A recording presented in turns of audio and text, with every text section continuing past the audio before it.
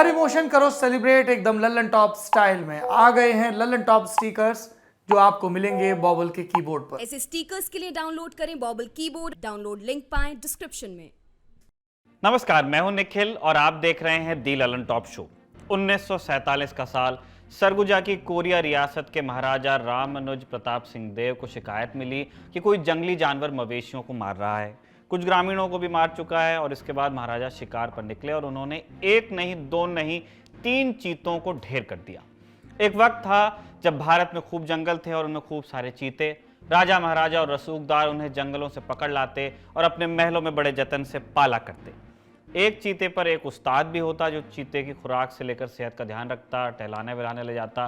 फिर शिकार के रोज चीते की आंख पर पट्टी बांधकर उसे बैलगाड़ी पर चढ़ाया जाता और महाराज या युवराज जो भी होते उनके कारवां के साथ ये बैलगाड़ी पहुंचती उन खुले मैदानों में जहां काले हिरणों के झुंड होते। जैसे ही हिरण नजदीक आता, चीते की आंखों से पट्टी खोलकर उसे आजाद कर दिया जाता। चीता सधे कदमों से हिरण के करीब जाता और फिर धावा बोल देता।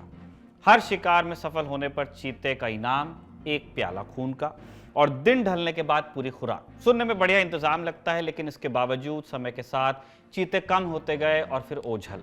हम नहीं जानते कि कोरिया रियासत के महाराज को किसी खूंखार जानवर के होने की सूचना वाकई मिली थी या नहीं, लेकिन इतना जरूर जानते हैं कि उनके मारे 3 नर चीतों को भारत के आखिरी 3 चीते माना जाता है जिन्हें डॉक्यूमेंट किया गया। इस शिकार की तस्वीर महाराज के सचिव ने journal of Bombay natural history society को दी थी। यह आखिरी बार था कि भारत में चीतों को जिंदा या मुर्दा रिकॉर्ड पर लिया गया था। कुछ विशेषज्ञों का यह मानना है कि भारत में इक्का दुक्का चीते बाद के सालों में भी देखे गए, लेकिन 1952 में जाकर भारत सरकार ने आधिकारिक रूप से चीतों को विलुप्त मान ही लिया। अब ठीक 70 साल बाद भारत की जमीन पर चीते फिर दौड़ते नजर आएंगे। 17 सितंबर को नामीबिया से 8 चीते मध्य प्रदेश के कूनो राष्ट्रीय उद्यान लाए जाएंगे। सारी तैयारियां पूरी हो चुकी हैं कमोबेश और अब कुछ घंटों का इंतजार बाकी है। 17 सितंबर ही प्रधानमंत्री नरेंद्र मोदी का जन्मदिन भी है और वो इसी मौके पर मध्य प्रदेश के मुख्यमंत्री शिवराज सिंह चौहान के साथ मिलकर चीतों को दोबारा भारत में बसाने की शुरुआत करने वाले हैं। और इस मौके पर दी ललन टॉप आपको बताएगा कि काले हिरण को भी पछाड़ देने वाला चीता, जिसे धरती पर सबसे तेज प्राणी माना जाता है, जिसे भारत में शौकीन लोग पाला भी करते थे, विलुप्त कैसे हो गया और चीते को दोबारा भारत में बसाने के लिए क्या क्या तैयारियां की गई है। सबसे पहले तो कुछ कंफ्यूजन ही दूर कर लेते हैं। हमको भी था, हमारा दूर हुआ, अब हम आपका करने की कोशिश कर रहे हैं। आपने किताब में पढ़ा होगा बाघ, शेर, तेंदुआ, चीता आदि बिल्ली की प्रजाति के हैं, सही पढ़ा था। लेकिन भारत में इन सब के नामों में बहुत घालमेल कर दिया जाता है। हम आपको नाम और चित्र के साथ भारत में मिलने वाले बिग कैट्स के बारे में अब बता देते हैं। पहला बिग कैट है बाघ। बिल्ली प्रजाति का सबसे बड़ा जानवर होता है बाघ, अंग्रेजी में टाइगर, जिस पर होती हैं काली पट्टियां, धारियां। india.gov.in के मुताबिक भारत का राष्ट्रीय पशु बाघ भारत के ज्यादातर हिस्सों में बने टाइगर रिजर्व्स में बसते हैं। दूसरा जानवर सिंह, सादी भाषा में कहें तो शेर, बिल्ली प्रजाति का दूसरा बड़ा जानवर है। गिर के जंगलों में जो अयाल वाला रौबीला प्राणी आप देखते हैं वो है सिंह या शेर। मादा शेर की अयाल नहीं होती है, मतलब वो घने बाल नहीं होते इधर, लेकिन दोनों भूरे रंग के होते हैं और इन पर पट्टियां नहीं होती हैं। बच्चों में होती है लेकिन बड़े होते हैं तो खत्म हो जाती हैं।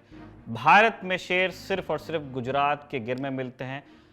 एक बात और हम क्लियर कर दें कि हम शेर और बब्बर शेर वाली बहस में नहीं पढ़ रहे हैं, क्योंकि जैसा हमने आपको पहले बताया हम कंफ्यूजन खत्म करने की कोशिश कर रहे हैं। तेंदुआ बाघ और शेर की तुलना में कुछ छोटा जानवर है।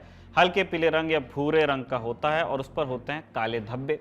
तेंदुआ अंग्रेजी में कहलाता है लेपर्ड। भारतीय तेंदुए को कहा जाता है इंडियन लेपर्ड। इसके बाद अब आते हैं पर्सन ऑफ इंटरेस्ट या एनिमल ऑफ इंटरेस्ट, जिसको हम कहेंगे चीता। चीते के बारे में सबसे पहली बात तो आपको यही जाननी है कि वो अंग्रेजी में भी चीता ही कहलाता है। हल्के भूरे रंग का भी होता है, ये भी काले धब्बे इस पर भी होते हैं, लेकिन अपने को तेंदुए और चीते में कंफ्यूज नहीं होना है। चीते के शरीर की बनक और लचक तेज रफ्तार के लिए बनी है और वो आपको दिखेगी भी। तेंदुए से तुलना करेंगे तो आपको चीता ज्यादा स्लिम, ज्यादा चुस्त लगेगा। छोटा और गोल सिर होता है, लंबी पूंछ होती है, पतला बदन होता है।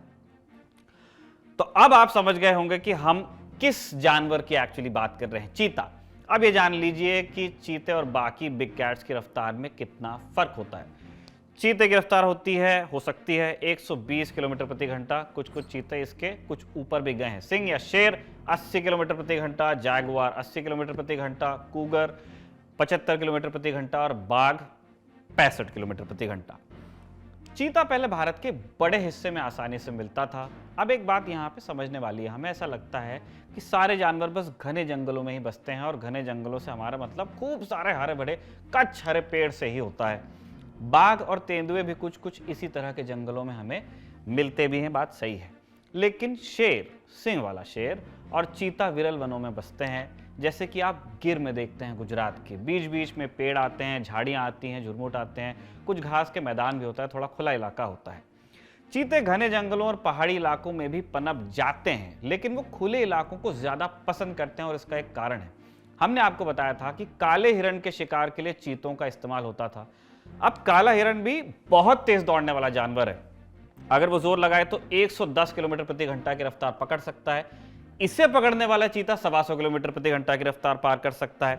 स्वाभाविक ही है कि इतना तेज दौड़ने के लिए आपको खुली जगह चाहिए, जैसे अफ्रीका में लंबे चौड़े घास के मैदान होते हैं। भारत जैसे विशाल देश में खुले घास के मैदानों की कोई कमी नहीं थी, सो चीता पूरे देश में आपको मिला करता था।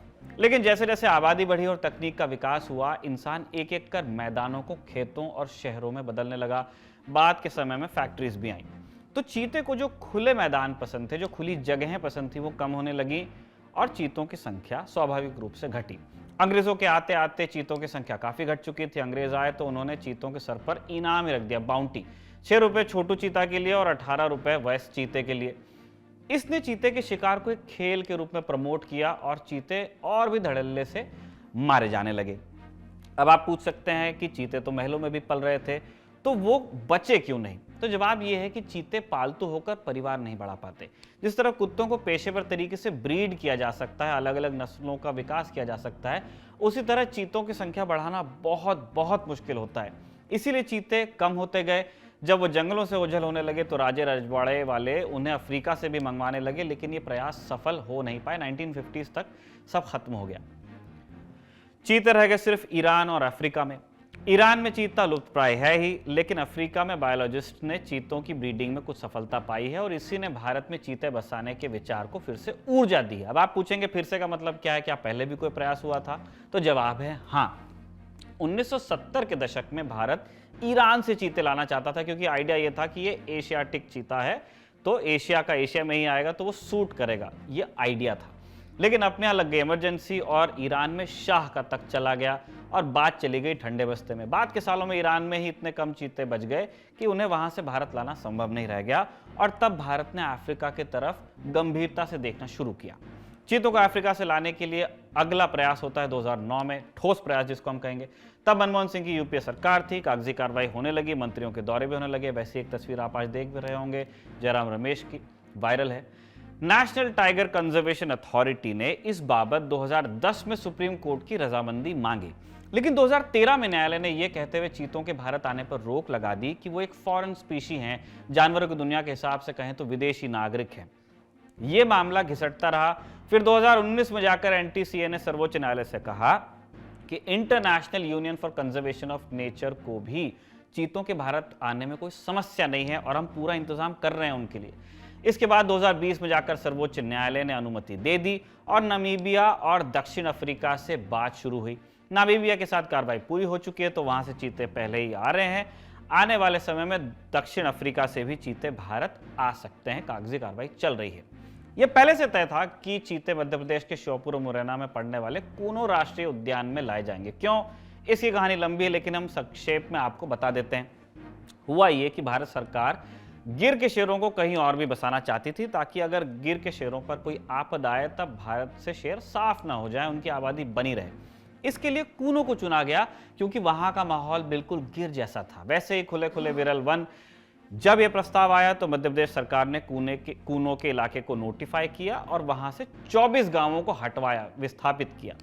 लेकिन गुजरात की तत्कालीन नरेंद्र मोदी सरकार ने यह कहकर आपत्ति जताई कि शेर तो गुजरात की शान है, वह मध्य प्रदेश कैसे जा सकते हैं। तो यह मामला फंस गया। फिर जब चीतों के लिए किसी उपयुक्त जगह की तलाश चल रही थी तो कूनो का नाम सबसे ऊपर आया। पहली बात तो यही थी कि कूनो का माहौल नामीबिया में जहां से उन्हें लाया जा रहा है उससे काफी मिलता जुलता है। कुछ फर्क बिल्कुल है, लेकिन मिल रहा है। फिर कूनों में शेरों की आमद के लिए गांवों को हटाने आदि की जो कार्रवाई थी लगभग पूरी हो चुकी थी, इसलिए चीते कूनों आ रहे हैं। नामीबिया से कुल 8 चीते आएंगे, 5 मादाएं और 3 नर। ये सब एक विशेष विमान से ग्वालियर पहुंचेंगे और फिर हवाई रास्ते से ही कूनों तक, जहां इन्हें पहले एक छोटे इलाके में रखा जाएगा। चीतों के पुनर्वास की प्रोग्रेस देखी जाएगी और जब संतोषजनक वो प्रोग्रेस लगेगी तब उन्हें बड़े इलाके में छोड़ा जाएगा। उनके लिए खुराक कम न हो, इसलिए पूरे मध्य प्रदेश से लगातार चीतल कूनों पहुंचाए जा रहे हैं। हिरण जैसे ही जानवर होता है, उनको काट किया जा रहा है कूनों में। मध्य प्रदेश के श्योपुर और मुरैना जिले अपेक्षाकृत पिछड़े हैं। शिक्षा और रोजगार के अवसर यहाँ बहुत कम हैं। श्योपुर के लोग तो इलाज के लिए कोटा जाते हैं, जो कि राजस्थान में पड़ता है। चीतों के आने से लोगों को कुछ उम्मीद अब बंधी है कि पर्यटन बढ़ेगा, रोजगार मिलेगा। कूनों के मुख्य द्वार के आसपास बसे गांवों में तो अभी से जमीन के भाव 3 से 4 गुना होने लगे हैं। लोगों को बड़ी उम्मीद है कि चीतों की आमद के साथ उनकी किस्मत भी बदलेगी। लोगों की आस है, हम भी यही अपेक्षा करते हैं कि जिस तरह सरकार चीतों के पुनर्वास के लिए गंभीरता से प्रयास कर रही है और उसका हम स्वागत करते हैं, उसी तरह श्योपुर और मुरैना के आम लोगों की बेहतरी के लिए भी सरकार प्रयास करे। यह था हमारा बड़ी खबर सेगमेंट। अब हम चलते हैं दिन की सुर्खियों की तरफ। पहली सुर्खी अडानी ग्रुप के मालिक गौतम अडानी से जुड़ी है। वो दुनिया के दूसरे सबसे अमीर व्यक्ति बन गए हैं। हालांकि थोड़े वक्त के लिए रहा। अमेज़न के बॉस जेफ बेजोस और लुई विटॉन के बर्नार्ड आर्नल्ड परिवार को पीछे छोड़कर भारतीय उद्योगपति गौतम अडानी ने दूसरे पायदान को छू लिया। फोर्ब्स की रियल टाइम अरबपति लिस्ट में गौतम अडानी की नेटवर्थ 155.7 अरब अमेरिकी डॉलर हो गई। लिस्ट में एलन मस्क अब भी 273.6 अरब अमेरिकी डॉलर की नेटवर्थ के साथ पहले नंबर पर विराजमान है। पिछले महीने भी गौतम अडानी ने लुई विटॉन के बर्नार्ड आर्नल्ड के परिवार को पीछे छोड़ दिया था और तीसरे स्थान पर कब्जा किया था, लेकिन उस वक्त वो जेफ बेजोस और एलन मस्क से पीछे ही थे। क्योंकि रियल टाइम अरबपतियों की लिस्ट होती है तो शेयर मार्केट में उतार चढ़ाव के साथ संपत्ति घटती और बढ़ती रहती है। नजदीकी मुकाबलों में पायदान ऊपर नीचे होता रहता है। शाम होते होते अडानी फिर तीसरे नंबर पर आ गए। रिलायंस इंडस्ट्रीज लिमिटेड के प्रमुख मुकेश अंबानी इस सूची में 92 अरब अमेरिकी डॉलर की नेटवर्थ के साथ 8वें नंबर पे हैं। गौतम अडानी साल की शुरुआत में ही देश के बड़े उद्योगपति मुकेश अंबानी को पीछे छोड़ते हुए एशिया के सबसे अमीर शख्स बन गए थे। सालों से अंबानी परिवार की बादशाहत को खत्म किया उन्होंने। अब चंद महीनों के भीतर अडानी की संपत्ति में अंबानी से काफी ज्यादा अंतर आ गया। दिलचस्प ये भी है कि गौतम अडानी का नाम चंद साल पहले तक देश के कम ही लोग जानते भी थे। साल 2014 में अडानी की संपत्ति करीब $7 बिलियन थी। महज 8 सालों में उनकी संपत्ति 21 गुना से भी ज्यादा बढ़ी है। ब्लूमबर्ग बिलियनियर्स इंडेक्स का दावा है कि पिछले साल गौतम अडानी की संपत्ति पूरी दुनिया में सबसे ज्यादा बढ़ी। दूसरी सुर्खी, उज्बेकिस्तान के समरकंद में एससीओ की मीटिंग में प्रधानमंत्री मोदी शामिल हुए। 8 देशों के राष्ट्राध्यक्षों की मुलाकात के बाद कुछ द्विपक्षीय मुलाकातें भी हुई। भारत की तरफ से प्रधानमंत्री मोदी का संबोधन हुआ शंघाई कोऑपरेशन ऑर्गेनाइजेशन की उस बैठक में, जिसमें उन्होंने कहा दुनिया कोरोना महामारी पर काबू पा रही है। यूक्रेन संकट और कोरोना की वजह से ग्लोबल सप्लाई चेन प्रभावित हुई हैं, लेकिन ये समय के साथ ठीक होता जा रहा है। हम भारत को निर्माण का एक केंद्र बनाना चाहते हैं। इस साल भारत की अर्थव्यवस्था के 7.5% की दर से बढ़ने की उम्मीद है। हमें खुशी है कि दुनिया की सबसे बड़ी अर्थव्यवस्थाओं में से एक भारत की है। सुनिए प्रधानमंत्री मोदी ने और क्या क्या कहा। भारत आज विश्व के मेडिकल एंड वेलनेस टूरिज्म के लिए सबसे किफायती डेस्टिनेशन में से एक है। अप्रैल 2022 में गुजरात में WHO global centre for traditional medicine का उद्घाटन किया गया। पारंपरिक चिकित्सा के लिए यह WHO का पहला और एकमात्र ग्लोबल सेंटर होगा। समिट के बाद विपक्षी मुलाकातों का वक्त आया, जिसमें सबसे अहम प्रधानमंत्री नरेंद्र मोदी और रूस के राष्ट्रपति व्लादिमीर पुतिन की रही। ये मुलाकात ऐसे मौके पर हुई है जब यूक्रेन युद्ध की वजह से रूस पश्चिमी देशों के कड़े प्रतिबंधों का सामना कर रहा है। दोनों के बीच करीब 50 मिनट बातचीत चली। पीएम मोदी ने कहा कि समस्याओं का समाधान जंग से नहीं निकलता है, शांति के रास्ते पर आगे बढ़ना होगा। आप समस्याओं का हल निकाल लें। आपके और यूक्रेन की मदद से हम यूक्रेन के शहरों से अपने स्टूडेंट्स को सुरक्षित निकाल पाए, ऐसा उन्होंने पुतिन से कहा। इसके लिए प्रधानमंत्री ने पुतिन का आभार भी जताया। द्विपक्षीय बातचीत के दौरान राष्ट्रपति पुतिन ने प्रधानमंत्री मोदी को रूस आने का निमंत्रण भी दे दिया। पुतिन के अलावा प्रधानमंत्री मोदी ने तुर्की के राष्ट्रपति अर्दोआन और ईरान के राष्ट्रपति रईसी से भी मुलाकात की है। अगली सुर्खी की तरफ चलते हैं। पाकिस्तानी आतंकवादी मसूद अजहर से जुड़ी हुई है ये सुर्खी। पुलवामा हमले का मास्टरमाइंड माना जाता है इसे। इसको लेकर पाकिस्तान और तालिबान आपस में अब उलझ गए हैं। पाकिस्तान कह रहा है कि आतंकी मसूद अजहर अफगानिस्तान में है और अफगानिस्तान कह रहा है, यानी कि वहां की तालिबान सरकार कह रही है कि वो पाकिस्तान में ही है। दरअसल पाकिस्तान के ऊपर आतंकी मसूद अजहर की गिरफ्तारी का काफी दबाव है। पाकिस्तान पिछले कई सालों से FATF की ग्रे लिस्ट में बना हुआ है। पाकिस्तान की आर्थिक स्थिति खराब है, उसे विदेशी संस्थाओं और दूसरे देशों से अब मदद की जरूरत है, लेकिन ग्रे लिस्ट में होने के चलते मदद मिलने में बहुत दिक्कत आ रही है, बहुत ही कम मिल पा रही है। अगले महीने FATF की बड़ी बैठक होने वाली है। इसमें पाकिस्तान के भविष्य पर फैसला हो सकता है। FATF पाकिस्तान को ग्रे लिस्ट से निकालता है या नहीं, ये काफी हद तक इस बात पर निर्भर करता है कि पाकिस्तान अपने यहाँ मौजूद आतंकवादियों से निपटता कैसे है। इसमें एक बड़ा नाम मसूद अजहर का भी है। पाकिस्तान का दावा है कि अजहर उसके यहाँ नहीं है, लेकिन सोशल मीडिया पर उसके भाषण और लेख छपते रहते हैं। इसमें वो तालिबान की तारीफ भी करता है। पहले पाकिस्तान सरकार ने तालिबान को एक चिट्ठी लिखी जिसमें कहा गया कि तालिबान सरकार मसूद अजहर को लौटा दे, रिपोर्ट और अरेस्ट करने में मदद भी करे। दावा किया कि मसूद अजहर अफगानिस्तान में छिपा हुआ है और तालिबान ने उसे शरण भी दे रखी है। चिट्ठी में अफगानिस्तान के नंगहार और कुनार का भी जिक्र किया गया है। संभावना जताई गई है कि वो इन्हीं दो इलाकों में से कहीं हो सकता है। जब इस बारे में पाकिस्तान के विदेश मंत्रालय से पूछा गया तो उन्होंने कोई बयान देने से मना कर दिया, मगर आज पाकिस्तान के विदेश मंत्री बिलावल भुट्टो का इस पर बयान आ गया। बिलावल ने भी अफगानिस्तान में होने की बात रिपीट कर दी। SCO समिट के दौरान जब पाकिस्तान के प्रधानमंत्री शहबाज शरीफ से मसूद अजहर की गिरफ्तारी को लेकर सवाल हुआ तो वो असहज हुए और बिना जवाब दिए चले गए। अफगानिस्तान में होने की बात पर तालिबान के प्रवक्ता ज़बीउल्लाह मुजाहिद ने जवाब देते हुए कहा कि जैश ए मोहम्मद का सरगना अफगानिस्तान में नहीं है, ये शख्स पाकिस्तान में हो सकता है। वैसे भी हमने इस बारे में कुछ हमसे पूछा नहीं गया है, हमने बस खबरों में सुना है, ये सत्य नहीं है। दोनों देश आतंकी खेल रहे हैं। मसूद कहाँ है ये कोई बता नहीं रहा, जानता होगा तो हमें पता नहीं। पाकिस्तान की खुफिया एजेंसियां इस बात को छुपाती आई हैं कि मसूद अजहर अब तक के कहाँ रहा है, उसको एग्जैक्टली ट्रेस किए जाने में दिक्कत रही है। और इसी तरह FATF की जब जब मीटिंग्स आती हैं तो वो उस बात को, उसकी पेंडेंसी वो बढ़ाते जाते हैं कि अभी मिल नहीं रहे हैं, कुछ कार्रवाई हम करेंगे। अगली सुर्खी ये दिल्ली से आम आदमी पार्टी के विधायक अमानतुल्लाह खान के घर और उनके 5 ठिकानों पर दिल्ली पुलिस की एंट्री हो गई। करप्शन ब्रांच ने छापेमारी की यहाँ पे। इसी कड़ी में अमानतुल्लाह खान के करीबी बिजनेस पार्टनर बताए जाने वाले हामिद अली खान और मसूद उस्मान के घर पर भी छापेमारी हुई। छापेमारी के दौरान पुलिस ने एक बरेटा पिस्टल, 24 बड़े कारतूस और कई छोटे कारतूस बरामद किए। अमानतुल्लाह खान पर वक्फ बोर्ड के चेयरमैन रहते हुए वक्फ की संपत्तियों को अवैध तरीके से किराए पर देने, वक्फ बोर्ड में 33 लोगों को गलत तरीके से भर्ती करने और वाहन खरीद में घोटाले का आरोप है। 2020 में भी ACB की तरफ से दर्ज किए मामले में आरोप यही लगाया गया था कि साल 2018 से 2020 के बीच गड़बड़ी की गई। इसी साल अगस्त में ACB ने दिल्ली के LG को पत्र लिखकर कहा था कि अमानतुल्लाह को वक्फ बोर्ड चेयरमैन पद से हटा दिया जाए क्योंकि उनका स्वभाव बहुत आक्रामक है, इसलिए उनके खिलाफ कोई गवाह आगे आने को तैयार नहीं होता।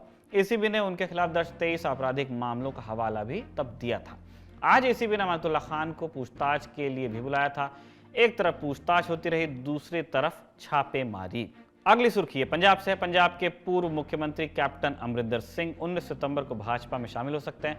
अमरिंदर सिंह उसी दिन अपनी पंजाब लोक कांग्रेस यानी PLC पार्टी का भी भाजपा में विलय कर सकते हैं। कैप्टन के साथ उनके करीबी पंजाब के 5-6 पूर्व मंत्री भी भाजपा की सदस्यता ले सकते हैं, इस आशय खबर है। कैप्टन अमरिंदर सिंह ने 12 सितंबर को दिल्ली के नॉर्थ ब्लॉक में केंद्रीय गृह मंत्री अमित शाह से करीब आधे घंटे तक मुलाकात की थी। इस मुलाकात के बाद जब ये पूछा गया कि क्या बीजेपी के साथ उनकी पार्टी का विलय हो सकता है तो उन्होंने ये कहा था कि सब कोरी कल्पना है, ऐसा कुछ होने जा नहीं रहा है, मगर अब खबरें हैं कि ऐसा संभव भी है। दरअसल भाजपा पंजाब में पार्टी के पुनर्गठन की तैयारी में है क्योंकि वर्तमान भाजपा प्रदेश प्रधान, वहाँ प्रदेश अध्यक्ष को प्रदेश प्रधान कहा जाता है, अश्विनी शर्मा का कार्यकाल खत्म होने वाला है। ऐसे में पंजाब लोक कांग्रेस का भाजपा में विलय होने के बाद पार्टी नेतृत्व कैप्टन और उनके करीबियों को पंजाब में अहम जिम्मेदारियां सौंप सकता है, ऐसा कहा जा रहा है। 117 सदस्यों वाली पंजाब विधानसभा में भाजपा के फिलहाल 2 विधायक हैं।